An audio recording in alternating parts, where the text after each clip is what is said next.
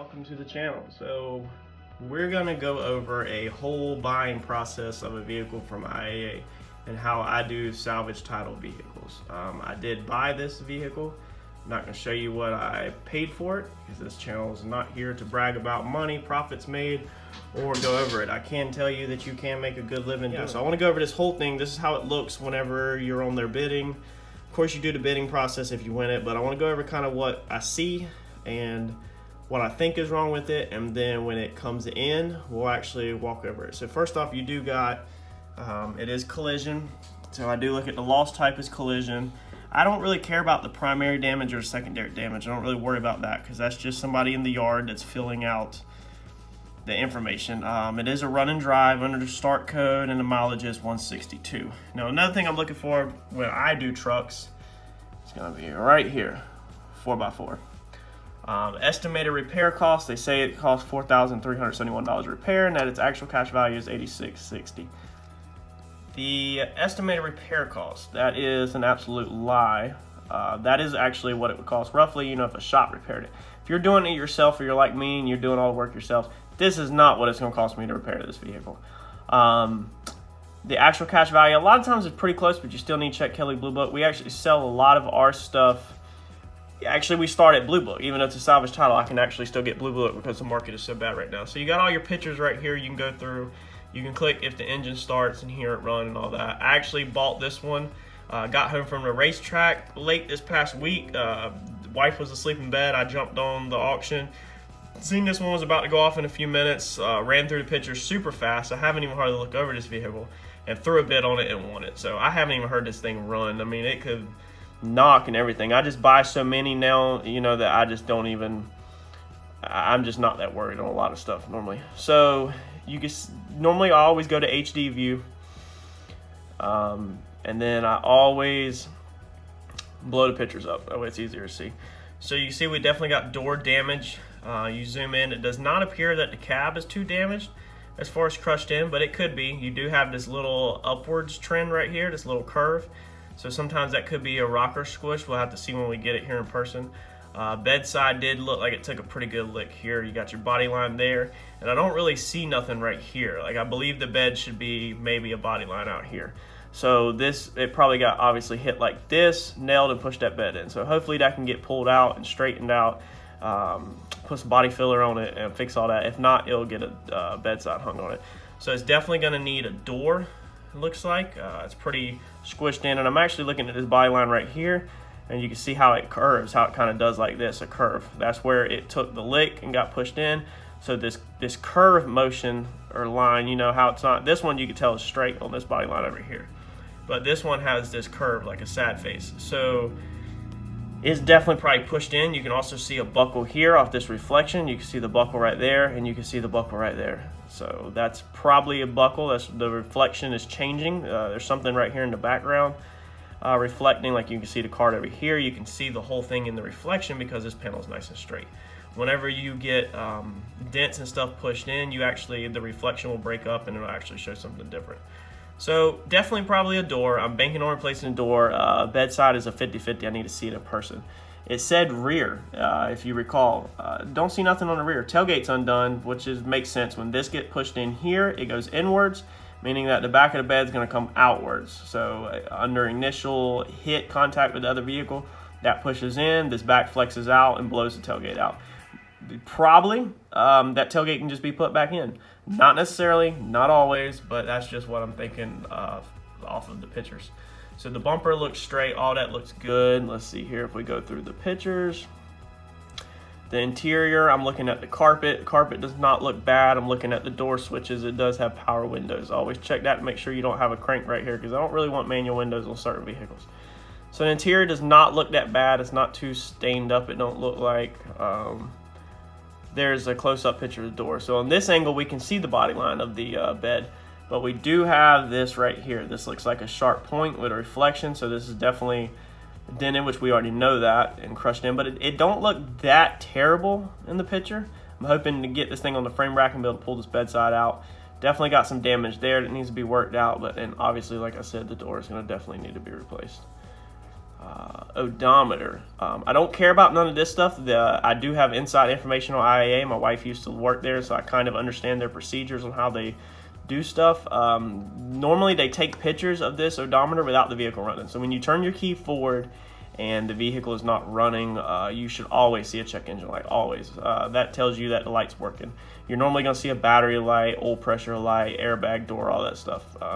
So I'm not really worried about that unless I see the RPM is up. I can't see the RPM in this picture, so I'm not too worried about that. Airbag could be very well legit. Don't mean the airbags are deployed. It just means the module's seen an accident and through the light. Sometimes it could be seat belts locked up. It could be multiple different things. So there's a shot of the back seat. Pretty clean. We do got a little bit of a stain, it looks like here. And cameras do picks up stains really bad. Some stains here, but we'll pull all these seats out, wash them, and clean them up. Stains there. But it's not ripped, not torn up in the back seat. There's your door jamb sticker. This is helpful if you are trying to go ahead and buy a door. If you're going to gamble and buy parts before the vehicle gets here, your color code's right here. It's going to be KH3. Axle codes and all that if you're trying to look up gearing, you know, if that's a concern to you. VIN number if you need to call the dealership, price out parts. So there's a lot of stuff on here. Also the date. Sometimes the build date does matter, but there's a lot of stuff on here that might help you if you have certain questions. Picture the motor. Don't really care about picture the motor. It's pretty useless to me besides letting me know it's there. And I do sometimes look at nuts and bolts and brackets to see rust. So you can zoom in and look at nuts and bolts and brackets. Move this around. You know, we don't really see rust. I mean, we see normal rust. So if you're a mechanic, you should slightly understand what normal, you know, engine bay looks like. If you see nuts and bolts that are really rusty up here and everything, that means if it's rusty up here, it's definitely rusty down low. So it's probably a northern vehicle or something like that, and you're probably gonna have rust problems. Picture the key, don't care about that necessarily. So here's another shot in my example, whatever, with the reflection matches on this side also. So as you can see in this panel at this angle, we can see everything nice and crisp, and there's the break in the reflection right there. So our dent's gonna definitely go all the way up to here. So it's not going to be a minor dent, it's definitely going to be a major dent, meaning the door needs to be replaced. Body lines to it, and in this picture you can actually see a tear, like something hit and tore the metal open. So you're definitely going to need a door. So I'm already knowing for sure that when this thing shows up on a rollback, we're going to need a door. There's the other side of the vehicle, no damage I can see. I can zoom in, all the reflection is there, all the reflections look straight. Not too concerned about none of that. Other side of the vehicle, again, you can see where the tailgate's popped out, but the reflection in this tailgate shows that this tailgate appears to be pretty straight for the most part, which is good for me. Gas door's open. And the cool thing about this is you can look on this side and see that this bed's actually sucked in. So on the other side, I was concerned because I'm used to Chevys and stuff like that. I was concerned with the bed side being pushed in, but after looking at this side, it looks like that's just how it is from the manufacturer.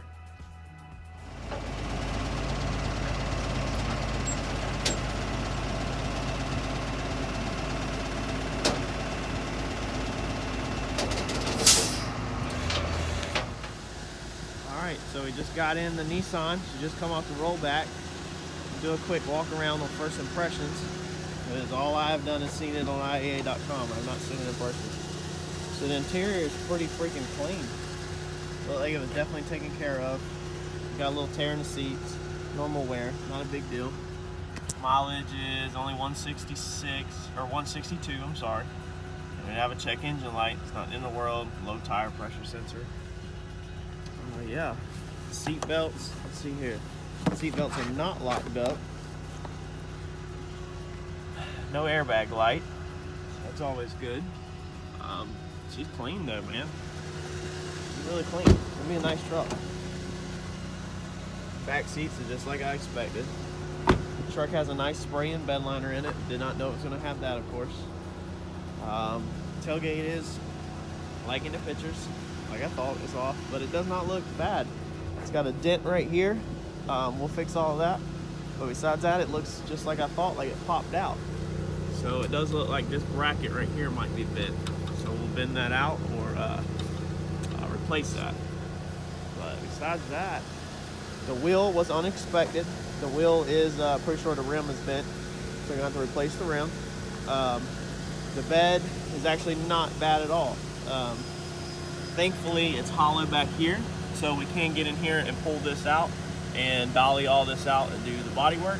The only areas I was worried about are the actual cab, and it's not bad at all, man. It's got a dent, like a dent in the cab, some dents down there in the rocker. We'll fix all that. The door gets completely replaced, of course. It did not get into the door jamb, so that's nice. It's just all cosmetic exterior damage besides replacing the door. Up front's nice, not really, nothing messed up. Tires are in decent shape. Front bumper has a little bit of damage right there.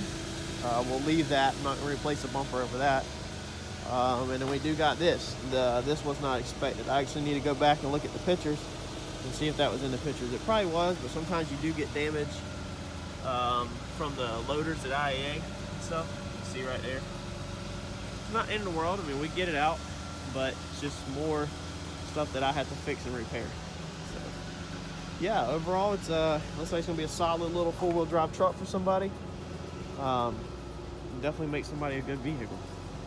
So let's get repairing this thing. One more thing that was unexpected, which you can't ever tell, is right there, the crack in the windshield. You can see the crack. So you can't really ever tell that in pictures. Normally that's gonna take about a $250 to $300 hit in your wallet on a new windshield. Through my guy, I mean, that's what it'll cost. You go other places and you can pay a lot more. But yeah, overall, not bad.